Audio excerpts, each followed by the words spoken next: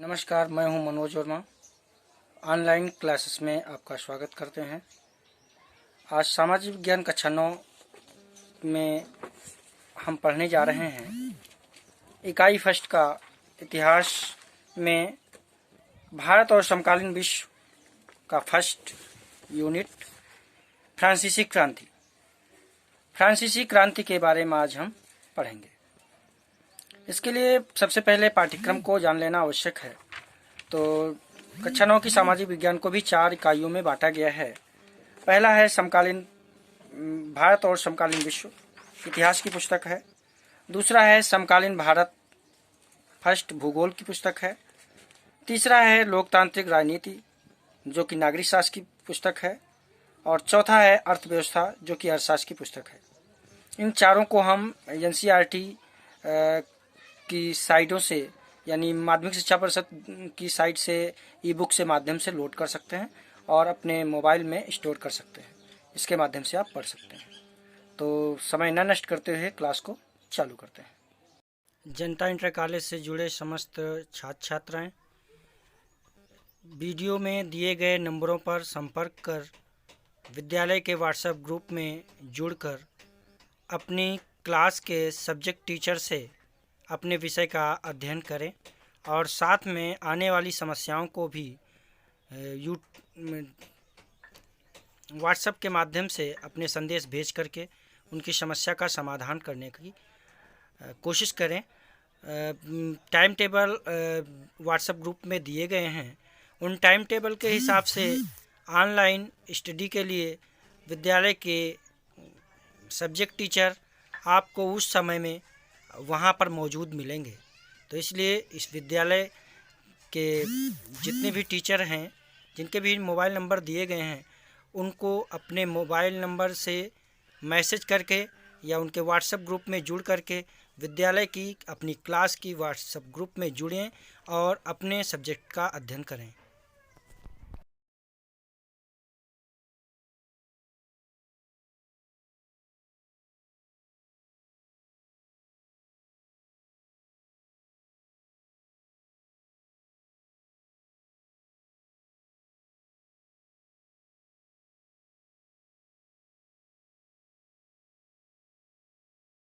तो फ्रांसीसी क्रांति 18वीं शताब्दी में फ्रांसीसी जनता सामाजिक स्तर पर असमानता का शिकार थी।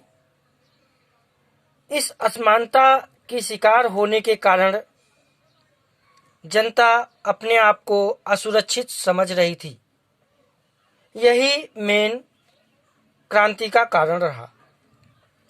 इस क्रांति के बाद प्राचीन शासन पद्धति का समूल नाश हो गया। फ्रांसीसी क्रांति फ्रांस ही नहीं, पूरे यूरोप में मान के चलते हैं समस्त मानवता के लिए महत्वपूर्ण स्थान रखती है। इस क्रांति ने मानवता को स्वतंत्रता, समानता और भ्रातृत्व का नया नारा दिया। यह शस्त्रों के साथ ही विचारों का युद्ध था। ये सिर्फ शस्त्रों का ही नहीं, बल्कि ये विचारों का युद्ध था। तो इस फ्रांसीसी क्रांति को समझने के लिए हम बिंदुगत इसका अध्ययन करेंगे। तो सबसे पहले हम फ्रांसीसी क्रांति की में फ्रांसीसी समाज की वर्ण व्यवस्था क्या थी, इसके बारे में अध्ययन करेंगे। उस दौर में, यानी जब फ्रांसीसी क्रांति हुई, उस दौर में फ्रांस का समाज 3 स्टेट्स में बटा था। कितनी स्टेट में? 3 स्टेट में बटा हुआ था। पादरी, कुलीन और जनसामान्य। पहले के 2 यानी पादरी और कुलीन वर्ग जो थे, इनको विशेषाधिकार यानी विशेष तरीके के अधिकार प्राप्त थे। जबकि तीसरा, जो कि जिसकी आबादी 90% थी, वो गरीब किसान हुआ करते थे, उनको किसी प्रकार की छूट नहीं थी।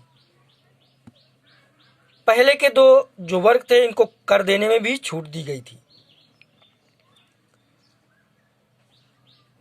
इनकी आर्थिक हालत ही कैसी थी?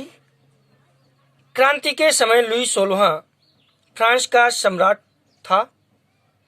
फ्रांस के संसाधन नष्ट हो चुके थे। सरकार जो कर्ज था उसको लौटाने में असमर्थ थी।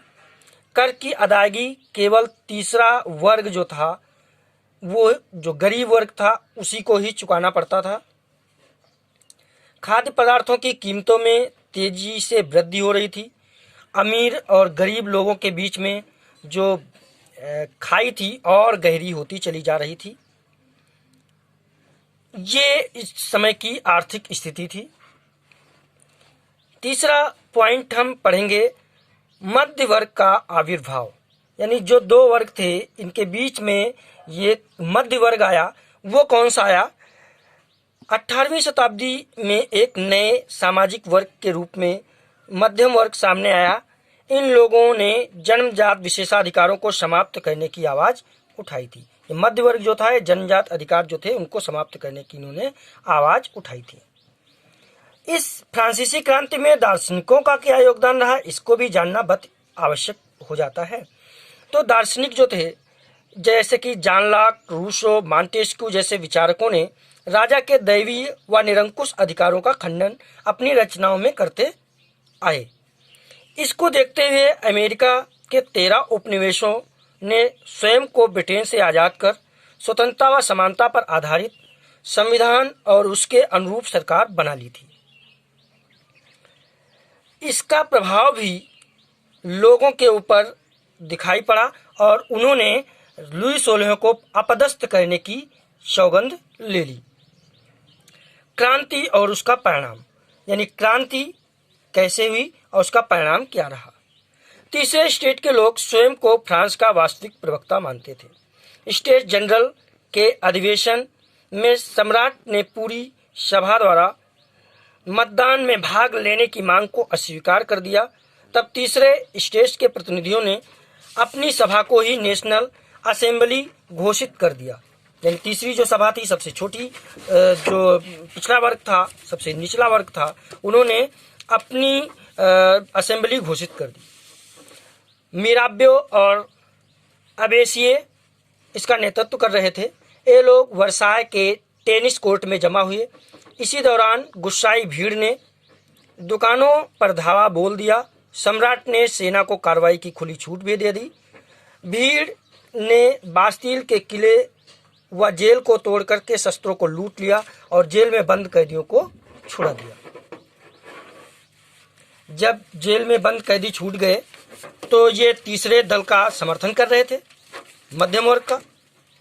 क्रांतिकारियों के उग्र विद्रोह को देखकर सम्राट ने सत्ता पर संविधान के अंकुश को मान्यता दे दी। यानी मान लिया कि संविधान को हम मान्यता दे देते हैं।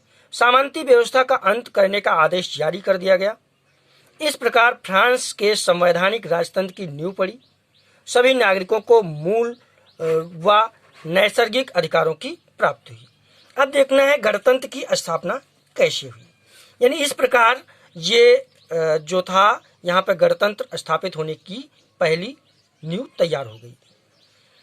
निर्वाचित कन्वेंशन असेंबली ने 21 सितंबर 1792 यानी 21 सितंबर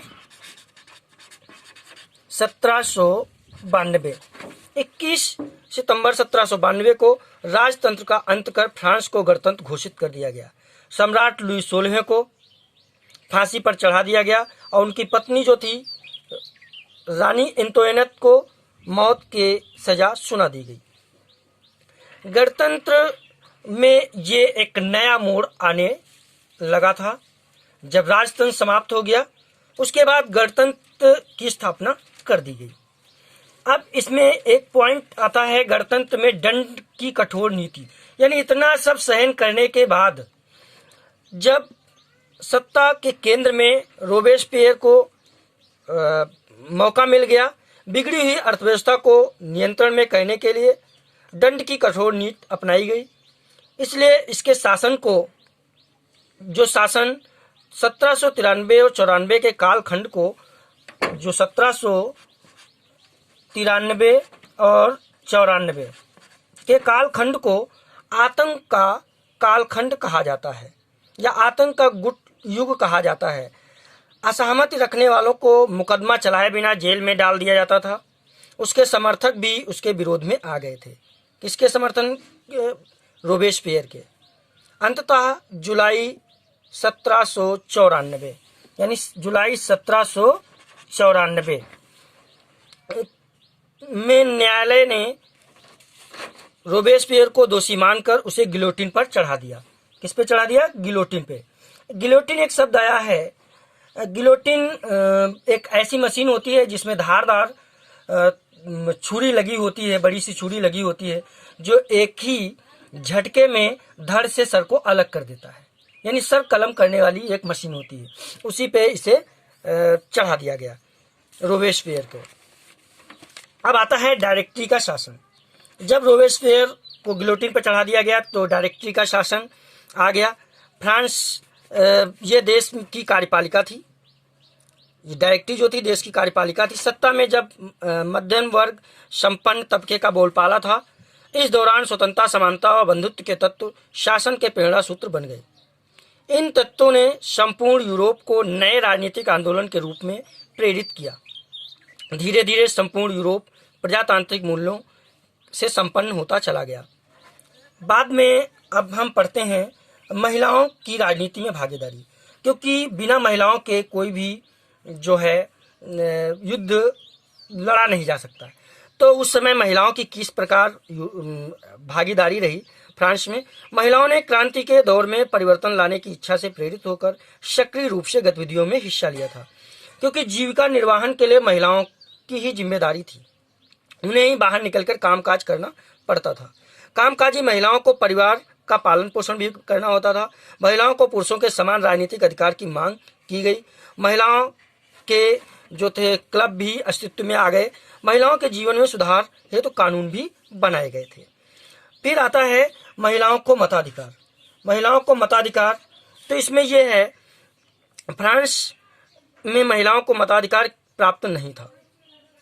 इसके लिए उनका संघर्ष 19वीं शताब्दी में भी जारी रहा। अंततः 20वीं शताब्दी के मध्य में उन्हें अपने मिशन में सफलता प्राप्त हो गई, क्योंकि 1946 में फ्रांस की महिलाओं को मत देने का अधिकार प्राप्त हो गया था।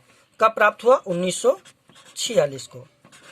1946 में इन्हें मत देने का अधिकार प्राप्त हो गया था। दास प्रथा की समाप्ति। अब आता है फ्रांसीसी उपनिवेश की उन्नति में दासों का भी अतुलनीय योगदान था, क्योंकि देश की आर्थिक व्यवस्था को सुदृढ़ करने में दासों का महत्वपूर्ण योगदान था। जैकोबिन के शासन के दौरान फ्रांसीसी इलाकों में दास प्रथा का उन्मूलन कर दिया गया, लेकिन व्यापारियों के विरोध के कारण नेशनल असेंबली में इसे कानूनी रूप प्राप्त नहीं हो पाया।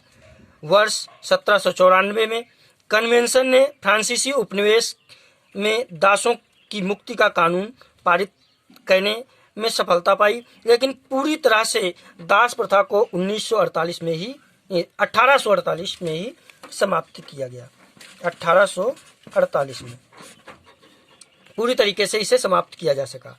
लास्ट का है फ्रांसीसी क्रांति का दूरगामी परिणाम क्या रहा। फ्रांसीसी क्रांति मात्र एक देश के लिए नहीं थी, एक राज्य के लिए नहीं थी, एक जन समुदाय के लिए नहीं थी, ये पूरे मानव समाज के लिए थी। फ्रांसीसी क्रांति के परिणाम स्वरूप फ्रांस को नेपोलियन जैसा शासक मिला।